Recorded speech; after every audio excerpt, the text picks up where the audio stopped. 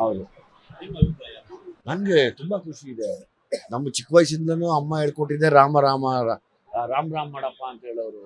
ನಾನೊಬ್ಬ ಹಿಂದೂ ಆಗಿ ಮತ್ತೆ ನಾನೊಬ್ಬ ಕನ್ನಡದವನಾಗಿ ನಮ್ಮ ಕರ್ನಾಟಕದ ಒಂದು ಕಲ್ಲು ಇವತ್ತು ಅಲ್ಲಿರ ಅಯೋಧ್ಯೆಯಲ್ಲಿ ಇಟ್ಟು ಪೂಜೆ ಮಾಡ್ತಾ ಇದ್ದಾರೆ. ನಮ್ಮವರೇ ಆದ ಕರ್ನಾಟಕ ರಾಜ್ಯದವರೇ ಶಿಲ್ಪಿ ಕೂಡ ಅದು.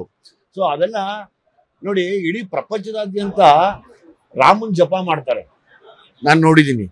ಅಂದ್ರೆ ಅವರೆಲ್ಲರೂ ಪ್ರಪಂಚ ಇಡೀ ನೋಡೋಂತ ಒಂದು ರಾಮನ್ ಶಿಲೆನ ನಮ್ಮ ಕನ್ನಡಿಗರು ಕೆತ್ತಿದ್ದಾರೆ ಅನ್ನೋ ಒಂದು ಖುಷಿ ನನಗೆ. ಆ ಯೋಗ ನಮ್ಮ ಕರ್ನಾಟಕಕ್ಕೆ ಬಂತಲ್ಲ ಅಂತ ನನ್ಗನ್ಸುತ್ತೆ. ಬಹುಶಃ ಆಂಜನೇಯ ಅವ್ರು ಹುಟ್ಟಿದ ಊರು ಇದೆ, ಸತ್ಯ ನೋಡಿ, ಇವಾಗ ಗೊತ್ತಾಯ್ತು. ಎಲ್ರು ಪಾಪ ಅದು ಇಲ್ಲ ಹುಟ್ಟಿಲ್ಲ ಹಂಗೆ ಹಿಂಗೆ ಕತೆ ಹೇಳೋರು ಇಲ್ಲ. ಆಂಜನೇಯ ಹುಟ್ಟೂರು ನಮ್ಮ ಕರ್ನಾಟಕದಲ್ಲೇ ಇದೆ ಅಲ್ವಾ? ಹಂಗಾಗಿ ರಾಮನು ಕೂಡ ಇಲ್ಲೇ ಇದ್ದಾರೆ. ಸೊ ಅದಕ್ಕೆ ಅಂತ ಅಯೋಧ್ಯೆಯಲ್ಲಿ ಪ್ರಪಂಚನೇ ನೋಡುವಂತ ಒಂದು ಶಿಲೆನ ನಮ್ಮ ಕರ್ನಾಟಕದ ಕನ್ನಡದವರೇ ಕೆತ್ತಿದ್ದಾರೆ. ಇಷ್ಟೇ ಸತ್ಯ. ರಾಮ 100% ನಾನು ಅಯೋಧ್ಯೆಗೆ ಹೋಗ್ತೀನಿ. ಅವರ ಆದರ್ಶಗಳನ್ನ ನಾವೆಲ್ಲ ಚಿಕ್ಕ ವಯಸ್ಸಿಂದ ಓದಿರೋರು, ಯಾವಾಗ್ಲೂ ಹೇಳೋರು ಅವಾಗ ಒಂದು ರಾಮರಾಜ್ಯ ಇತ್ತು ಅಂತ.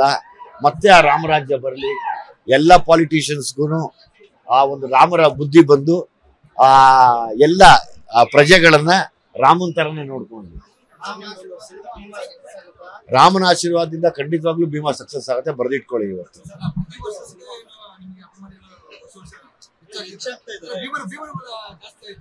ಅದು ಮತ್ತೆ ಹೇಳ್ಬೇಕು ಅಂದ್ರೆ ನಮ್ಮ ಅಮ್ಮನ ಬಲ, ನಮ್ಮಮ್ಮ ನಮ್ಮಪ್ಪನ ಬಲ. ಅವ್ರ ಎರಡೂ ಜೀವ ಹೋಗೋವಾಗ ಎರಡೂ ಸರಿನೂ ಕಣ್ಣಾರೆ ನಾನು ನೋಡಿದೀನಿ. ಆ ಪ್ರಾಣ ಹೋಗ್ಬೇಕಾದ್ರೆ ಅವ್ರು ಯಾವಾಗ್ಲೂ ಅವ್ರಿಗೆ ಮಾತು ನಿಂತೋದಾಗ್ಲೂ ಒಂದೇ ಹೇಳೋರು, ನೀನ್ ಆರಾಮಾಗಿರ್ತೀಯ ಬಿಡು ಬಿಡು ಅನ್ನೋರು. ಅದೇ ನೆನಪು ಬರ್ತಾ ಇದೆ.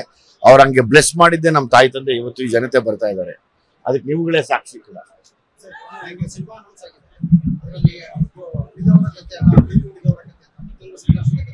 ಹೌದು, ಯಾವತ್ತು ಉಳಿದವ್ರ ದಿನ ಅಳ್ಕೊಂಡು ಉಳಿದಿರೋರು ಇದ್ದಾಗ ಚೆನ್ನಾಗಿರುತ್ತೆ.